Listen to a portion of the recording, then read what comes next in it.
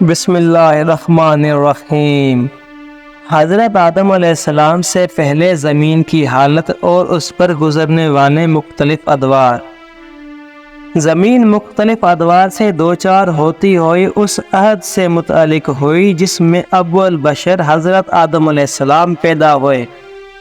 حضرت آدم علیہ السلام کے پیدا کیے جانے سے پہلے اسی زمین پر جس پر حضرت آدم علیہ السلام پیدا ہونے کے بعد خلیفۃ اللہ کی حیثیت سے آئے، کئی ادوار گزر چکے ہیں۔ خداوند عالم نے اس عہد بشری میں سب سے پہلے زمین پر جن اور نسناس کو پیدا کیا۔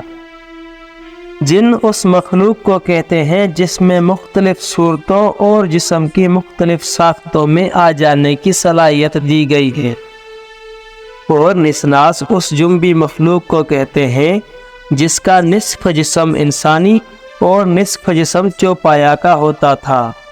جنوں کی خلقت زہریلی آگ سے ہوئی ہے۔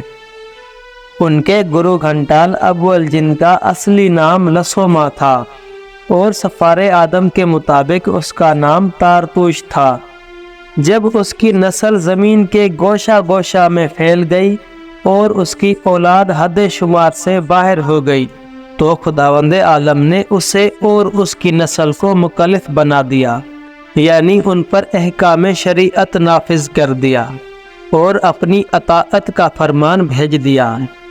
ان لوگوں نے سر اطاعت خم کر کے احکام کو مان لیا اور ان پر عمل درآمد شروع کر دیا اور اطمینان سے زندگی گزارنے لگے۔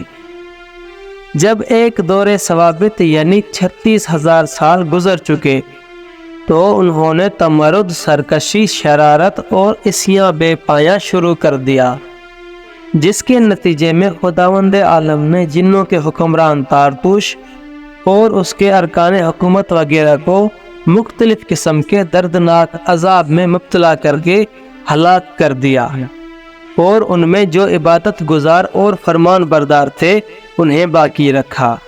اور چونکہ ان کی تعداد بھی بہت کافی تھی اس لیے اس نے انہی میں سے پھر ایک کو حکمران بنا دیا جس کا نام حلیایش تھا، اور ان کے لیے شریعت جدید نافذ کر دی۔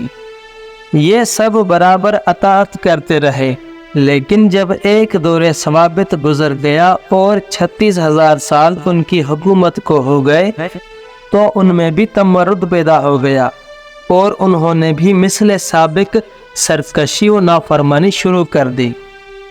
خداوند عالم نے اتمام حجت کے بعد ان کو بھی مختلف انداز سے تباہ و برباد کر دیا، یعنی جتنے لوگ سرکش تھے انہیں ختم کر کے فرمان برداروں، کمزوروں اور ضعیفوں پر پھر انہی میں سے ایک کو حکمران بنا دیا جس کا نام ملکہ تھا۔